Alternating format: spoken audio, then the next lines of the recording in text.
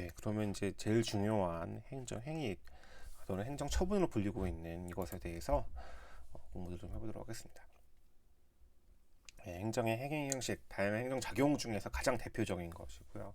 다만 이 행정 행위 개념이 민법상의 법률행위 개념을 이제 많이 채용해왔기 때문에 이제 이 관련된 내용들은 이제 민법을 좀 알면 도움이 되는데 모르더라도 뭐 크게 문제는 없을 것 같습니다. 예, 아무튼 행정행위는 결론적으로 국민의 권리 의무에 영향을 미치는 행위를 의미하는 거죠. 그러니까 민법상 법률 행위도 결국은 법률 효과를 가져오는 중요한 거를 법률 행위로 보잖아요. 그러니까 의사표시로 보기 때문에 행정행위도 유사한 것이죠. 여러 가지 종류들을 많이 배우긴 하는데 일단은 제 생각에는 이 함명과 허가만 잘 이해해도 나머지는 그냥 따라오는 것이다. 왜냐하면 허가, 특허, 인가는 결국에는 허가의 한 일종이기 때문에 이렇게 묶어서 하나 볼 필요가 있고요. 뭐 수리 같은 경우는 신고제에서 수리는 이제 신고제에서 항상 요구되는 건 아니지만 요즘에 와서는 이제 수리를 요구하는 경우도 있잖아요. 그럼 이 허가제가 완화된 게 신고인데 신고제에서 수리는 결국에는 날아가는 거니까 이 허가랑 유사한 속성이 있는 것이죠.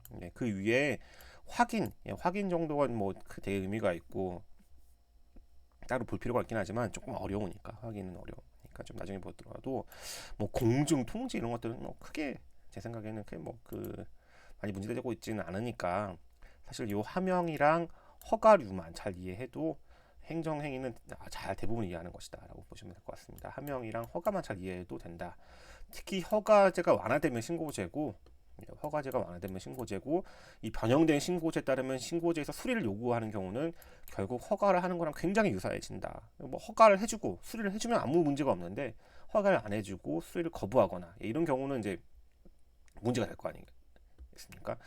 마찬가지로 이제 허가랑 이제 뭐 특허 구별은 이제 되게 상대적이긴 한데 특허로 갈수록 재산권성이 강조되는 것이고 인가랑 허가는 어떻게 구별되냐면 인가는 그 전제된 사법상의 법률 관계, 그러니까 사람과 사람 사이 어떤 법률 관계가 있거든요. 그게 계약이든 아니면 뭐 합병이든 뭐 어떤 뭐 단체법상 의사표시로서 결의를 하든 아니면 뭐 뭘 하든 그 어떤 사법상의 법률 관계를 정부가 되게 후견적인 입장에서 관여를 하는 것이 인가의 형태거든요. 그래서 이제 중요한 건 이 특허, 허가, 인가의 공통적인 속성은 뭐냐면 이게 안 됐을 때 되면 해피하기 때문에 뭐 큰 문제가 없는데 됐다고 배 아픈 사람도 있긴 하겠지만 해주면 문제가 없는데 보통 안 해주는 게 문제.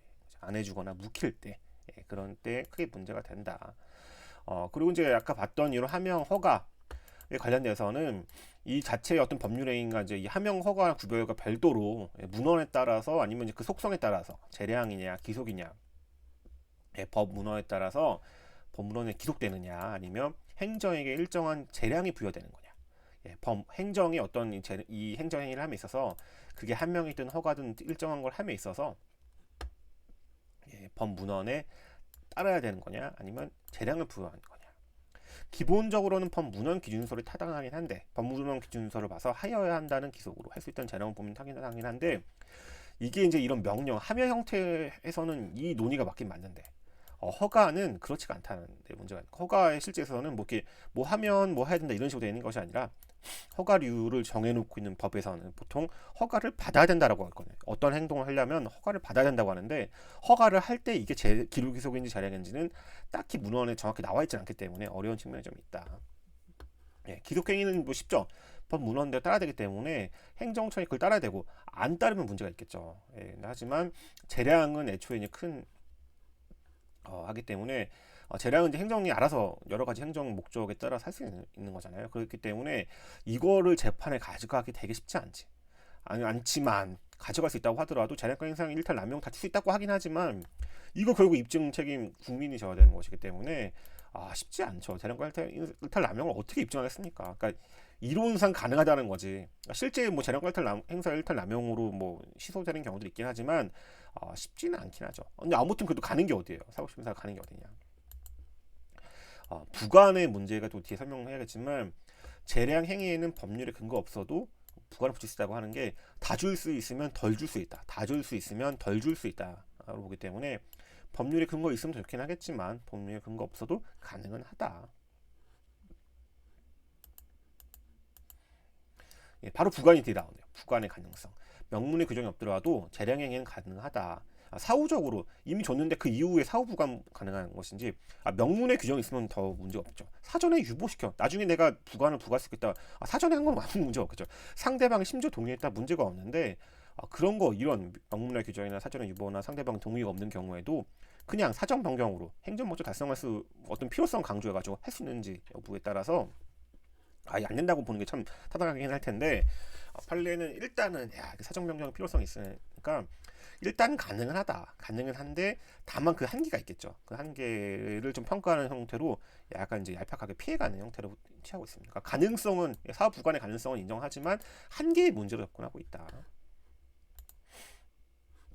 부관의 종류는 조건, 기한, 부담 여러 가지 있긴 하겠지만 부담이 좀 특수한 형태죠. 부담은 부담 이후에 결국에는 이제 그 증여라고 하는 거 가지고 있네요. 부담은 주된 행정행위가 있으면 그 행정행위에 결부시켜가지고 어떤 부담을 지우거든요.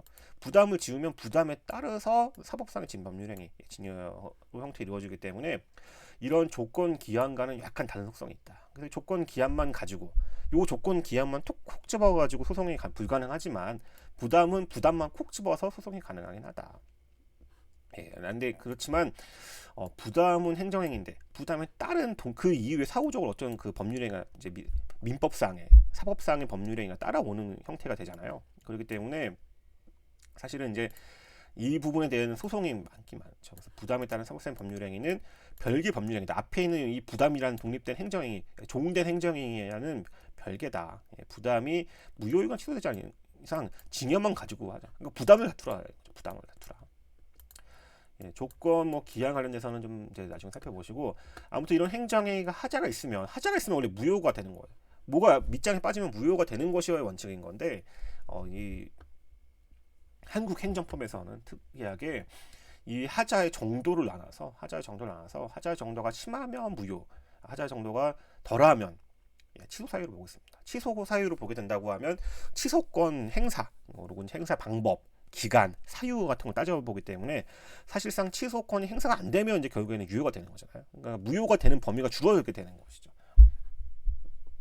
아무튼 이제 하자의 정도는 이제 중대 명백하면 무효라고 보고, 중대 명백하지 않으면 이 취소 사유를 보는데 이게 타당한지는 잘 모르겠습니다. 바로 이제 무효 취소가 나오긴 해요. 하자 정도에 따라 나누긴 하는데 중대 명백성을 나누긴 하는데 사실상 중대하고 엔드거든, 엔드 오어가 아니라 명백한 경우까지 찾아야 되는 건데 이런 경우가 찾기가 쉽지 않기 때문에 대부분 취소사유에 불구하고 취소사유가 되면 취소권 행사 방법이랑 취소권 행사 기간이라든지 이런 여러 제한들이 따라 붙기 때문에 취소권이 행사되지 않으면 유효가 되는 형태. 그러니까 민법에서 논의랑 유사해지는 거잖아요. 근데 민법상의 취소 사유는 3년, 10년인데 기본적으로 3년, 10년이고 가족법상의 어떤 가족법상의 어떤 취소 사유가 되는 경우에도 가정법원에 가는 경우라고 하더라도 그게 보통 1년, 2년, 3년 이 정도에 불과한데 행정법에서는 90일, 그러니까 3개월, 1년이기 때문에 굉장히 짧다. 이것마저도 철폐해야 된다는 논의, 김중훈 교수님이 이렇게 어디 기금을 쓰셨던데 타당한지는 잘 모르겠습니다. 무효와 취소로 구별되면 무효가 이제 사실은 무효가 되면 원래 아무런 효력이 없어야 돼요. 어느 누구나 할 수 있는 것이고 공정력 있다는 이런 게 인정될 필요가 없겠죠. 그냥 당연히 어느 누구에게서나 무효인 것인데 취소 사유가 되는 순간 이민즉슨 중대 명백한 경우가 인정되는, 그러니까 중대하고 명백한 경우, 그러니까 중대하지만 명백하지 않거나 명백하지만 중대하지 않은 경우, 그러니까 이제 그 경우에는 취소 사유에 불과한 거니까 그럴 때는 공정성이 인정되는 건데. 이 반대에게 무효인 경우에는 다음 같은 게 인정되지 않는다고 하는 것이 중요한 게 아니라 이런 경우가 거의 없기 때문에 취소 사유인 경우에는 이런 걸 요구한다라고 거꾸로 보시면 되겠죠. 그래서 공정력 같은 경우 이거는 취소되기 전까지는 유효다. 이거는 민법상 유동적 무효랑 똑같은 내용인 것이고 그 다음에 구성요건적 효력 불가장력 되게 이 기간이 짧다. 91년이 짧다는 것이고 구성요건적 효력은 다른 재판부에서 다른 민형사 소송에서 다툴 수 있는지 여부인 것인데 무효라고 하면 언제 누구에게서나 무효이기 때문에 당연히 다툴 수 있을 것인데 그게 아닌 취소에 불과하다고 하면 행정소송 가서 취소 받아와라, 행정재판 가서 취소 받아오라고 하는 형태로 가게 될 수밖에 없다. 어쨌든 취소화시키는 거는 이제 우리가 쟁송 취소가 원칙이기 때문에 위법한 행정에 대한 권리 구제 방법인데 결국 이거는 항고 소송 한 유형인 취소 소송으로 제기하게 된다. 91년이 굉장히 짧다.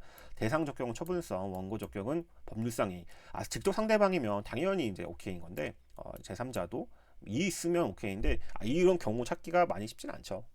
권리보호이익, 소멸되면 다툴 소의 이익이 없기 때문에 이제 없지만 그럼에도 불구하고 다툼하는 이익이 있는 경우들이 있잖아요. 그런 경우라고 하면 있다.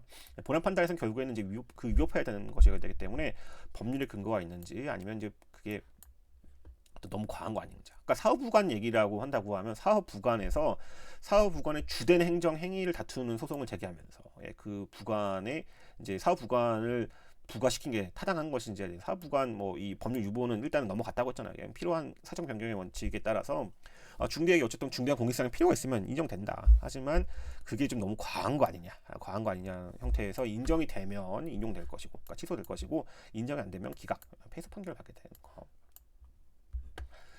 이런 하자의 승계 문제는 사실은 91년에 짧기 때문에 사실 이제 우리가 아까 봤던 이런 행정행위 형태들을 행정행위를 지금 아주 단선적으로 봤지만 때에 따라서는 행정행위가 연속해서 연달아서 이루어지는 경우들이 많단 말이에요. 이렇게 연달아.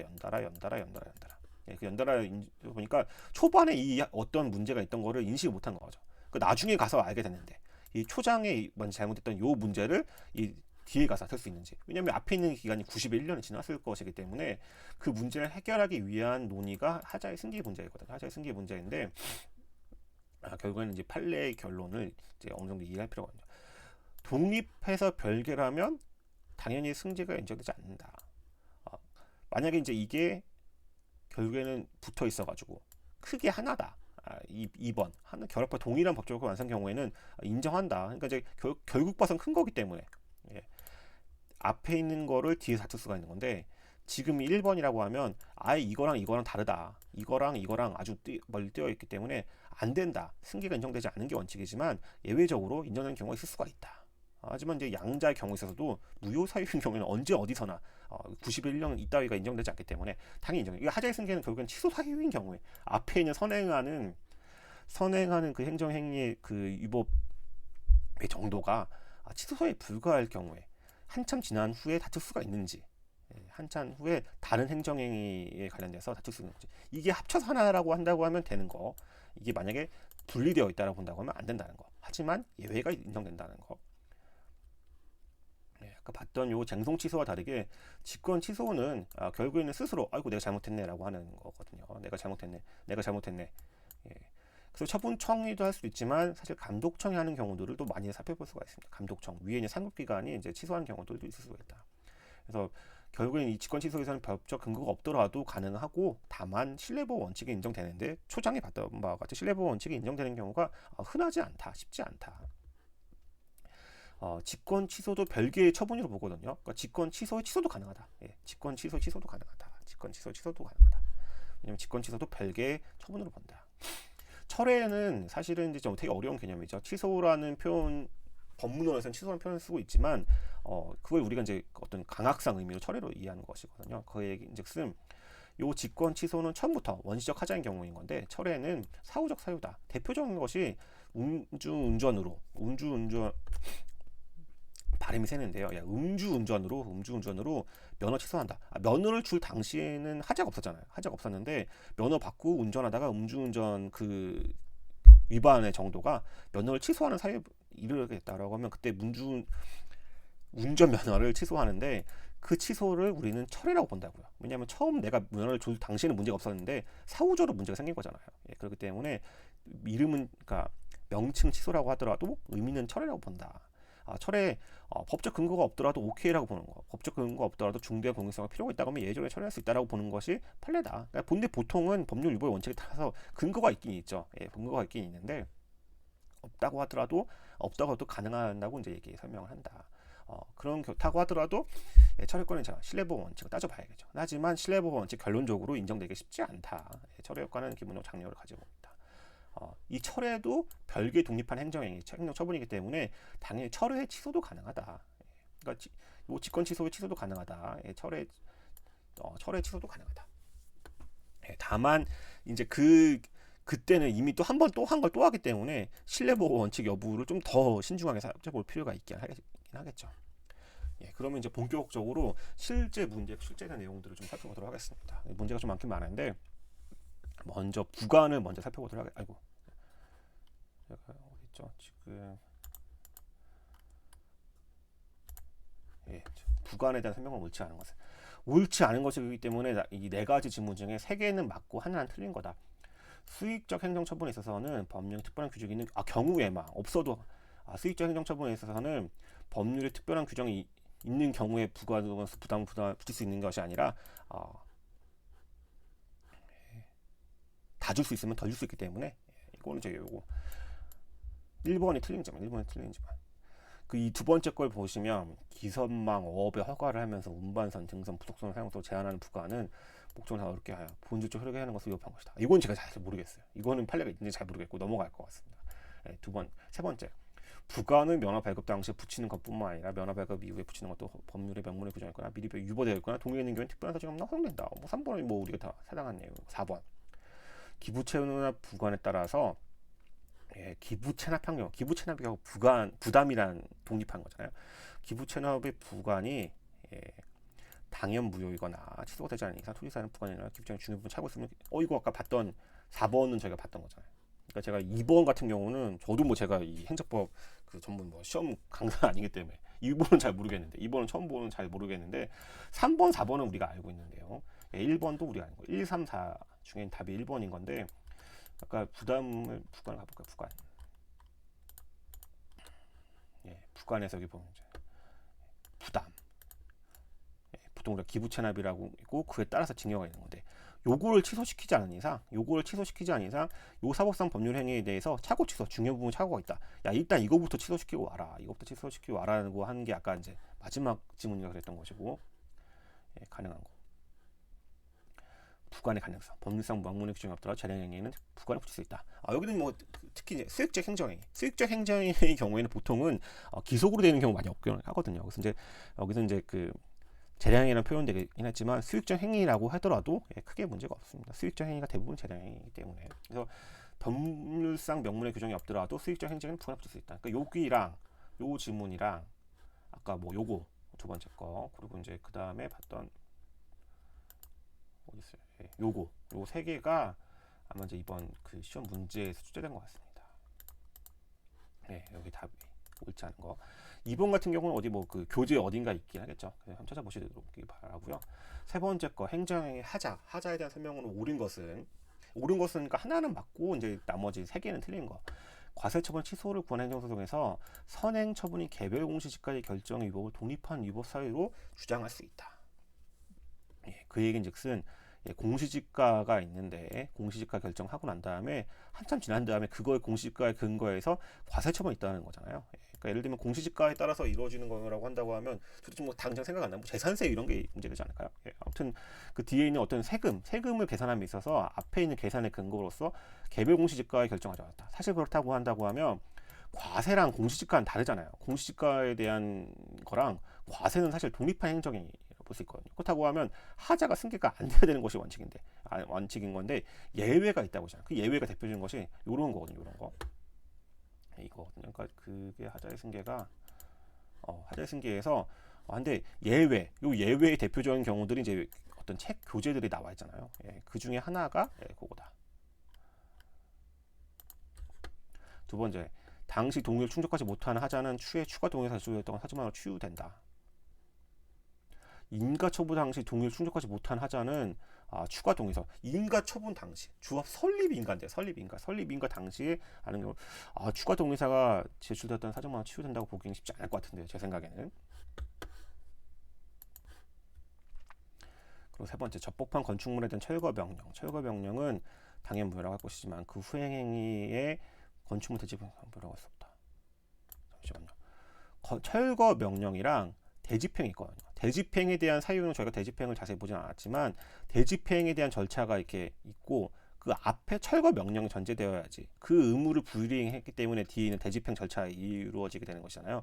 이게 별개의 절차긴 한데 별개의 절차라고 하더라도 앞에 게 당연 무효면 뒤에서 당연 중정할 수 있을 거 아니에요. 당연 무효라고 하는 건데 적법한 건축 이미 철거 명령할 사유가 없는데 한 거라고 하면 뭐, 무효한 건 너무 당연한 건데 무효한 걸 당연히 물할 수 없다? 할 수 있어야겠죠. 예. 애초에 처음부터 잘못된 것이니까 초단축 잘못된 거. 네 번째, 세액 산출 근거가 기재되지 않은 납세 고지서의 부과 처분은 강행명령 위반 취소 대상이 된다고 할 것이지만 이와 같은 하자는 납세 의무자가 점유자의 이를 주장하지 아니었거나 그 후 부과된 세금을 자진 납부하였다거나 예, 조세 채권의 소멸시효 기간이 만료된 경우 치유된다라고 되어 있는데 예, 제가 잠시 목이 막혀가지고 아무튼 강행 취소 사유, 그러니까 이 세무 조세에 관련돼서는 뭐 무효가 되는 경우 많이 없긴 하니까 취소 사유인데 전임 절차에서 주장하지 아니하였거나 자진 납부하였다거나 말하자면 치유된다. 치유가 되면 이제 지금 이제 치유가 되면 중요한 거는 행정 청와대만 유리한 거잖아요. 그렇기 때문에 자진 납부하였거나 소멸시효 기간이 만료된 경우, 그거랑 점진 절차에서 주장하지 않을 경우, 요거에 치유된다고 하면 안 될 것 같은데, 요거는 저도 한 판례를 한번 찾아봐야 할 것 같은데요. 판례를 한번 찾아봐야 되는데, 저도 4번은 이제 알고 있는 판례는 아니긴 하지만, 저 일반 저희 마음 속에 있는 마음대로 한다고 하면, 요거 앞에 있는 문장은 맞는 것 같고, 치송이 대상이 된다. 근데 치유가 되면 굉장히 안 좋은 건데, 절차가 치유가 돼야 되는 건데 전심 절차에서 주장하지 않았다는 사유만으로 치유가 된다? 저는 이거 아닐 것 같은데요. 그리고 부과된 세금 자진 납부 이것도 아닌 것 같고, 소멸시효 기간도 아닌 것 같고. 그래서 제 생각에는 4번은 틀린 지문인 것 같기는 하거든요. 어쨌든 정답도 1번이긴 하니까. 하지만 이제 말이 나온 김에 한번 찾아볼게요. 제가 한번 찾아보고서 이거는 뭐 말 나온 거 저도 궁금하니까 잠시 일수정제 누르고.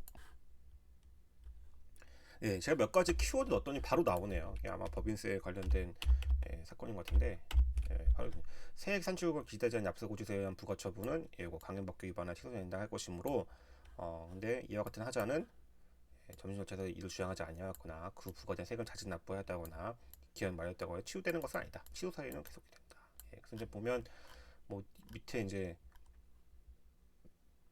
취소 대상이 된다, 정당하다, 이 결과 치유할 수 없다.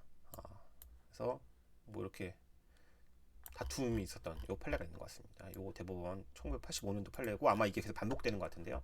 요 관련돼서는 관련돼서 4번은 저희가 이제 판례 한번 찾아봤고요.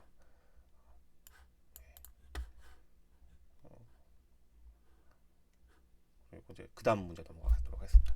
직권 취소와 철회, 행정의 취소와 철회에 대한 설명으로 옳지 않은 것을 아는 것이기 때문에 세 가지는 맞고 하나는 틀린 것이다. 철회는 저희가 이제 결론적으로는 음주운전에 따른 면허 취소, 운전면허 취소를 대표적으로 생각하시면 돼요. 그러니까 철회에 해당하는 운전면허 취소, 이렇게 운전면허 취소 적어주시면 된다. 정답이 이미 공개되긴 했는데 뭐 공개된 김에 하겠습니다. 옳지 않은 것이기 때문에 행정기본법은 일반 규정 두고 있다. 직권 취소 철회는 개별 법률의 근거 없이도 가능하다라는 거가 있었잖아요. 직권 취소 없어도 가능하다. 없어도 가능하다. 그 다음에 철회도 없어도 가능하다. 근데 보통은 있긴 있어요. 보통은 있긴 있었는데 없는 경우에도 일단은 가능하다고 본다.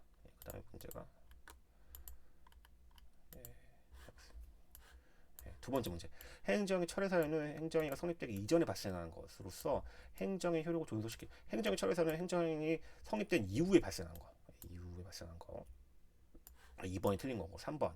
수익적 행정의 허위 기타 부정 업무에 행하자였다면 이런 거 상대방까지 제가 얘기했잖아요. 신뢰보호 원칙 인정되는 경우 쉽지 않다. 그리고 수익적 행정처분 직권 취소할 때는 취소의 군정 공상 필요해서 해야 된다. 그러니까 이거 3번, 4번은 결국 아까 초반에 봤던 신뢰보호 원칙에 관련된 내용인 거잖아요. 그러니까 3번, 4번은 신뢰보호 원칙. 결국에는 이런 직권 취소와 철회에 있어서는 결론적으로 법적 근거가 없다고 가능하다. 없다고 가능하다. 둘 다 독립된 별개 행정행위다. 독립된 별개 행정행위다. 어쨌든 하고 나서는 신뢰보호 원칙을 따진다. 이것도 어디 있어요? 다음 신뢰보호 원칙을 따진다. 하지만 신뢰보호 원칙 인정되는 거 쉽지 않다. 까지 보시고 직권 취소 받고 그 다음에는 이제 대통령의 국법상행위 서운과 서운 취소에 관련된 문제인데 저도 뭐 서운과 서운 취소에 대해서는 평소에 깊게 생각해 본 적이 없기 때문에 이게 뭐 특히 실무에서 문제가 되는 것들은 아니니까 저도 이제 이 문제를 풀면서 봤던 건데 서운 또는 서운 취소에 대한 설명으로 옳은 것만을 모두 거는 거. 통치행위는 아니다. 서운 취소 대통령 권세 행위지만 통치행위 자체가 요즘에 와서는 이렇게 인정되는 경우가 많이 없잖아요. 그렇기 때문에 뭐 이건 저는 당연히 맞다 봤을 것 같습니다. 두 번째, 서운은 특별한 공직에 소요되는 고도의 일신 정서적 성격을 가지는 거기 때문에 유족이라고 하더라도 처분 상대방 이해관계를 가질 수는 있긴 하겠지만 처분의 직접 상대방은 아니죠. 유족은 돌아가신 분에게 부여하는 것이긴 하고 왜냐면 돌아가신 이후에 사후에도 수여되긴 하니까 하지만 처분의 상대방은 아니다. 물론 이제 이해관계가 가지긴 하겠죠. 유족이라고 하면 어떤 이해관계를 가지긴 할 것이다. 하지만 처분의 상대방은 아닌 거. 그러니까 기억 니은은 맞을 것이고 디귿. 건국훈장 독립정의 수연의 망에 대한 서원 취소를 국무회의는 대통령이 결재함으로써 서원 취소 결정된 경우, 그럼 대통령이 결재함으로 취소가 결정되면 이 처분 권한자는 대통령이 되어야 되는 것인데 아마 이제 통보를 했다. 별개의 이 통보를 또 볼 것이냐, 이 취소 그냥 사후적인 절차 그러니까 안내하는 거로 볼 거냐, 아니면 이 자체가 통보를 처분을 볼 거냐. 그러니까 이제 우리가 이제 앞에 최초에 봤던 이런 준법률적 행정행위에서 통지 문제를 굉장히 이제 그 문제가 되는 것들은 앞에 있는 거냐 뒤에 있는 통지가 문제 있을 때 나왔던 몇 개 판례들이 있었던 것이고, 일반적으로 통지는 그 자체의 어떤 처분성을 가지기보다는 하나의 절차 일환으로 알려주는 건데, 지금 이제 여기 봤을 때는 피고 적격을 국가보훈처장에 있는 거지. 서운 취소는 대통령이 결재해서 대통령이 하는 것이기 때문에 대통령이 이제 피고 적격이 있다고 봐야 되긴 하겠죠. 리을 국가보훈처장의 서운 추천을 거부하는 것은 항고 소송 대상으로 볼 수는 없어. 항고 소송을 제기할 수 없다. 행정 권력의 부적이다. 추천을 거부한 거를 권력의 부작위로 볼 수 있다. 이것도 아닌 것 같은데요. 이것도 찾아보면 아마 이제 헌법소원 판례가 있을 것이긴 한데, 제 생각에는 요런 문제 자체가 굉장히 국법상의 행위, 이런 서운 취소에 이 관련된 내용이 크게 중요한 내용은 아닌 것 같습니다. 아니긴 해서 보긴 봤지만 어쨌든 기억 니은 디귿은 확실하게 어떤 내용들을 알 수 있었던 것이고, 리을 같은 경우도 저도 정확히 이런 판례를 본 적은 없지만 제 마음속으로는 아니라고, 서운 추천 거부한 거, 서운 추천을 거부하는 거를 부작위로 보려고 한다고 하면, 특히 헌법소원에서는 그게 헌법상의 어떤 자기 의무가 있어야 되는 거죠. 헌법상에 어떤 서운 추천 신청자에게 서운을 추천을 해줘야 되는 그런 만한 어떤 자기 의무가 있어야 되는 것인데, 그런 것도 인정되기 쉽지 않기 때문에 부작위에 대한 것은 다툴 수는 없긴 한데, 모르죠. 나중에 판례가 바뀔 수도 있는 거니까. 아무튼 기억 니은 같은 경우는 저희가 이제 확실히 볼 수 있습니다. 시간이 어느 정도 많이 지났는데 잠시 휴식을 취하고 다시 또 진행하도록 하겠습니다.